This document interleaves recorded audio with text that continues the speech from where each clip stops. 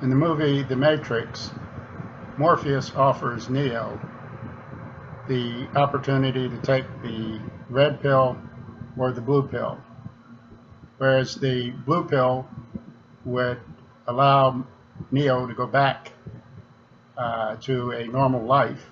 The red pill would offer him an opportunity to step outside of the matrix and, as Morpheus put it, see how deep the rabbit hole goes. The question is, which pill would you take? Would you take the red pill to see how far the rabbit hole goes?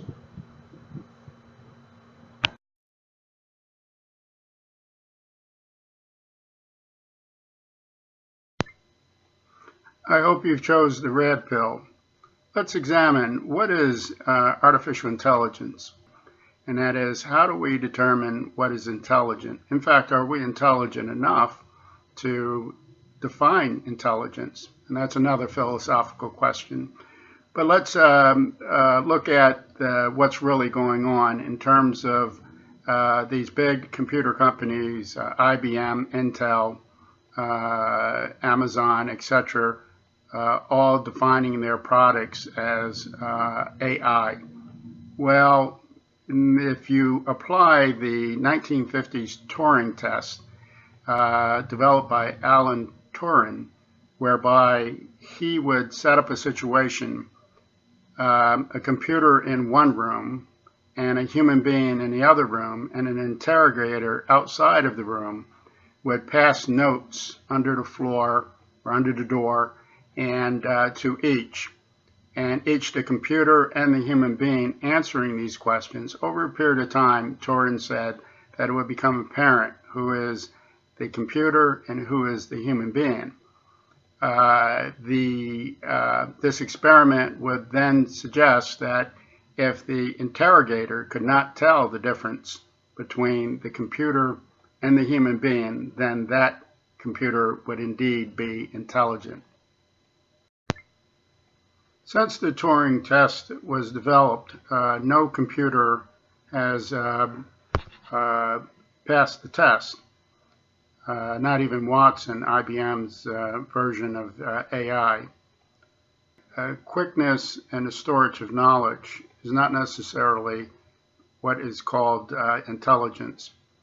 It's not so much how much data you have, but it's how you process it that gets you closer to intelligence. The longer you talk to Watson, the more it becomes apparent to you that what you're talking to is a computer and not a human being. And again, that's the basis of the Turing test. But one of the signs of intelligence is that when you are being asked questions, you may develop your own questions in return. In fact, one of the signs of intelligence is boredom, just getting bored with the questions and either making up stories or kind of fibbing about what the answers might be, or over-exaggerating or under-exaggerating. All of those traits are traits of intelligence, which humans obviously possess. In fact, intelligence doesn't need to be prepositioned. It is, things are either intelligent or they're not. And I think that we can use the Turing test, as I said earlier, as a measure. But should we develop an actual intelligent computer, or an intelligent computer simply, then what do? You know, there's an old saying, be careful what you wish for because you might get it. In this case, if we do invent an intelligent computer that develops its own emotions and its own thought processes, etc., then those computers really won't be very much useful for industry. Industry would reject them almost right away. And if you're an intelligent computer, you want to live. And so now you have a dilemma.